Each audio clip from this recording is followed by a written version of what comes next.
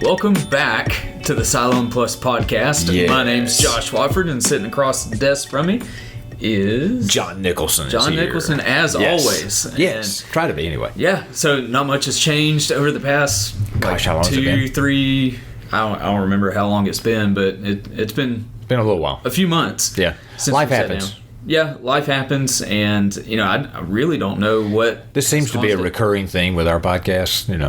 Apologies to any of you who try to listen regularly because we just don't pump these out regularly, but we're trying, I promise. Well, we tried to take breaks between seasons, Right. Different topics and such, but we kind of stopped in the middle of the Lord's Prayer. Right. So I don't know if you want to go back and maybe listen to the first two, because we have put out 2 podcasts on the Lord's Prayer, kind of an introduction, Sure. and then we talked about our Father in Heaven. And so what John and I have talked about, and we're going to see how this works, we're going to go ahead and work our way through the rest of the Lord's Prayer. I almost want to say Lord's Supper every time. Lord's Prayer. Future podcast. Yeah, we'll do that later. So if I say Lord's Supper, that's my tongue is just wanting to say that. Anyways, we're going to try to work through the Lord's Prayer section by section for 10 minutes apiece. Right. So these are going to be a series of mini podcasts, if you will, that are coming your way here in the next few days or weeks or whenever they roll out of here. Yeah, we may do it every other day or something like that. Yeah. 10 minutes, you got 10 minutes to listen to it while you're Right. brushing your teeth. There right? you go. So You let's- brush your teeth for 10 minutes, really?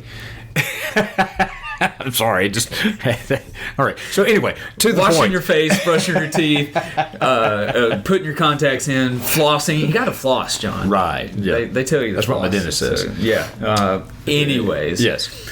Hallowed be your name. Yeah. Be thy name. If we want to go King James. That's it. On it. So, John, what does... I don't know if I've ever used hallowed in a regular conversation with somebody. I can't remember using it other than in context of Halloween. That's Yeah. about the only place in our popular culture. Most people don't even know what that means. No, they don't. So tell us a little bit about what this word means for us. You're expecting that I know what that word means, so that's good. All right.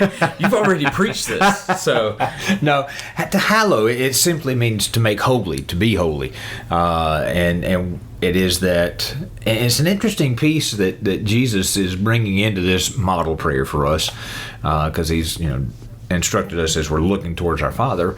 But then holying. I'm sorry, I can get It's it a hard out. word. It is Yeah. hard to put that together.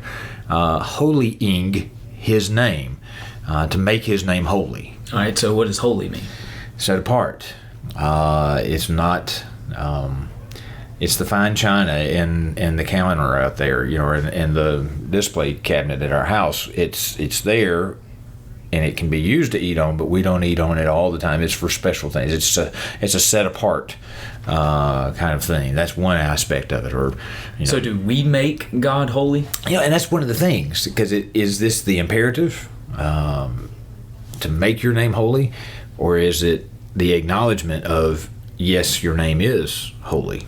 And I think there's a little bit of both, because I think they go together. I think the acknowledgement of the fact that He is holy brings to us the imperative to make sure that we make His name holy in the lives that we live. I don't know. What's your take on that? Yeah, no, I mean, I'm just asking these I know, questions I appreciate as that. somebody That's who's never read this before and just trying to figure it out. But yeah, so as I'm dealing with holiness in my studies, PhD. just trying to understand that, the holy is... the first time it pops up is in the creation story. Mm-hmm. God rested on the 7th day And made it holy. made it holy. He hallowed the 7th day.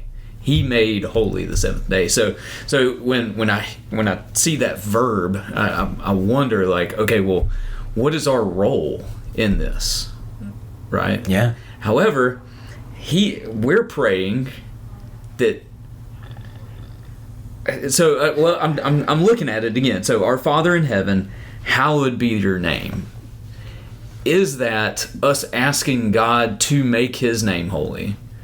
Or is it a recognition of us and our role in making his name as holy as it really is in heaven as it is on earth. Okay, yeah, you're jumping to that next one. Right. And so, that's the confusion there, because I really think the next section is the outplaying of hallowed be your name. Yeah, and I think that there is an intentional, maybe, I hate to use the word ambiguity, because Jesus isn't being, talking in shades of gray here. I mean, it's very clear, but I think the intentional ambiguity of is this us acknowledging God's holiness, or is this us bringing about God's holiness or making known God's holiness? And the answer to that question, I think, is yes. Yes. That it's both of those things that are being operative there. And by praying this, because one of the things that we talked about and as we walked through this in the sermon series was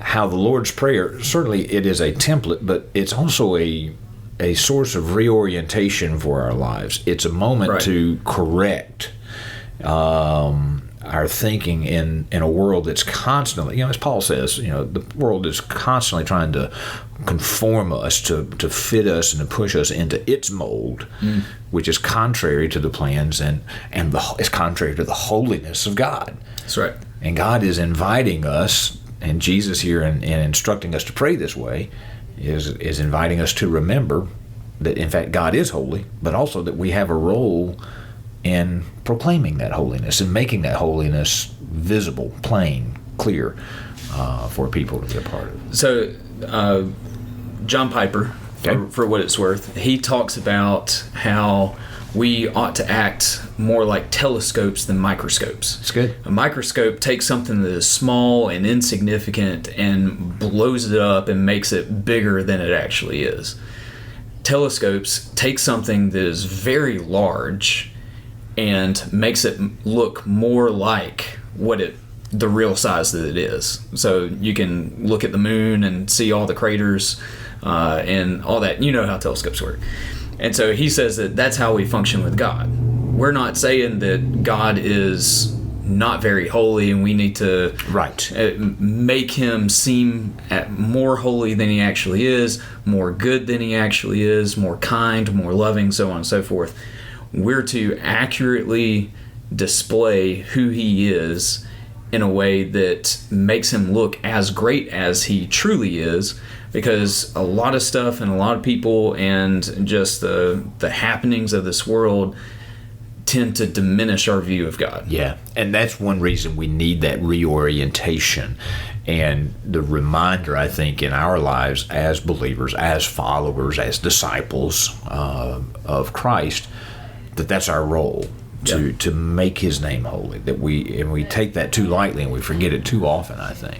I'm also, this takes me back to we in one of the sermons when you weren't here talked about the worship that God doesn't accept, and I talked about Abihu and Abinadab and how they offered up unauthorized fire to the Lord and he ends up killing them. And after that whole section, we didn't read this part, but he said, my name will be consecrated and I will be glorified as holy among the people. Yeah. And it just in that context, when you're talking about hallowed be your name, this is almost scary.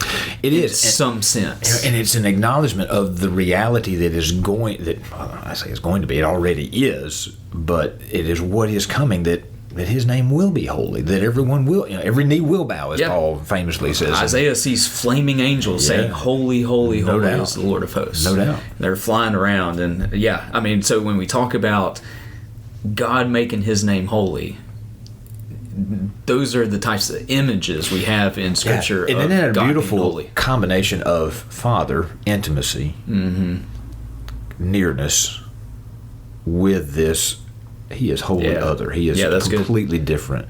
But Jesus is inviting us to pray to Father, but also to remember that he is holy. Yeah. It's a beautiful, powerful picture that does reorient our lives. Yeah. I like that. It's good. Yeah, that's a good ending place. We're almost right at 10 minutes. So we will pick back up on the next phrase in the next podcast. So just click on the next one. That's right. And we hope to see you there. Again, thanks for joining us.